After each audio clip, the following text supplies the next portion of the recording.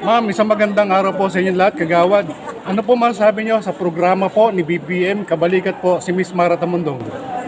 Ay, maganda po para sa amin yan. Isa-isa. Sige po. Sa mga programa naman ni BBM, wala kayong masabi dahil simulat sa pool, BBM naman kami. Kahit na marami nagagalit sa amin dahil ba't daw kami mag-BBM, babalik namin ulit ang Marcos. Talaga gusto namin dahil bata pa lang kami, nakagista ko na si President Marcos. Saan pa ako?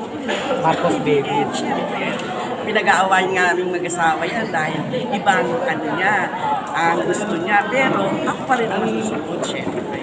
Ma'am, regarding po sa event natin ngayon, ano po masasabi nyo sa online registration ng senior citizen?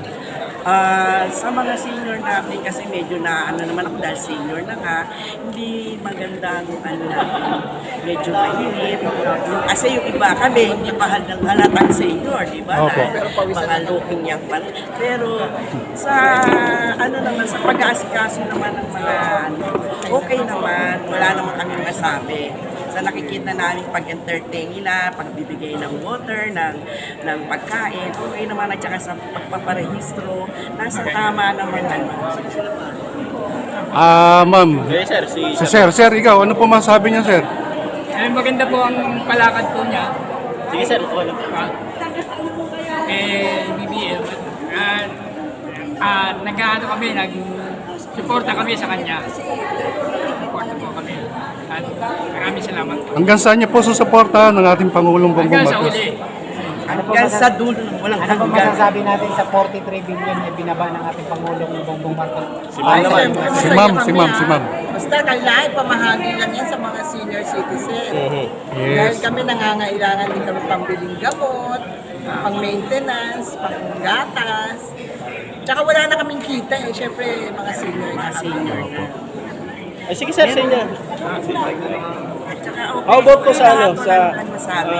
sa initiative naman po ni Ma'am Mara? Ano po yung masasabi? Kasi sila po talaga yung nanguna dito. Kabalikat po. Sa pagsasalitaan niya, kahit hindi naman namin naumpisahan, pinsimanag naman niyang naihahayag yung mga programang gusto niyang mangyari sa ating mga seniors. Okay naman. Suportahan namin yan. Sana matuloy-tuloy lang. Kung ano man ang ano niyang posisyon, bilang kami ng barangay, pwede namin siyang ituloy.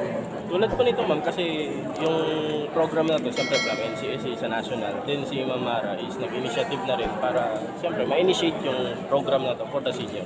Yung proseso talagang ang laking tulong para sa mga barangay po ninyo. Lalo na para sa mga senior.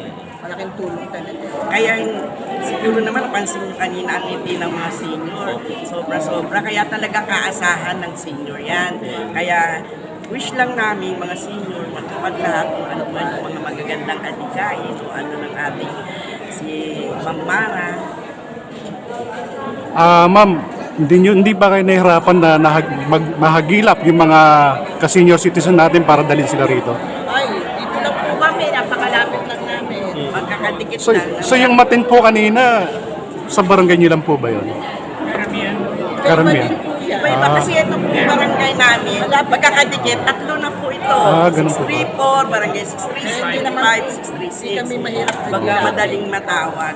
Sa aming mga kabarangay, sana tulungan po natin si Ma'am Mara Tamundong para sa kanyang advocacy, para sa senior citizen. Super Mara.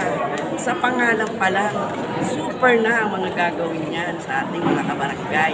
Sa lahat ng nasasakupan ng ating barangay, sa mga senior citizen, walang ibang gagalaw, walang ibang kundi si Super Mara. Maganda po ang niya. Sana itong mga kabarangay natin, lahat ng umari nga sa buong Pilipinas na, pakisuporta tayo sa programa ni Superman. Maraming salamat. The future.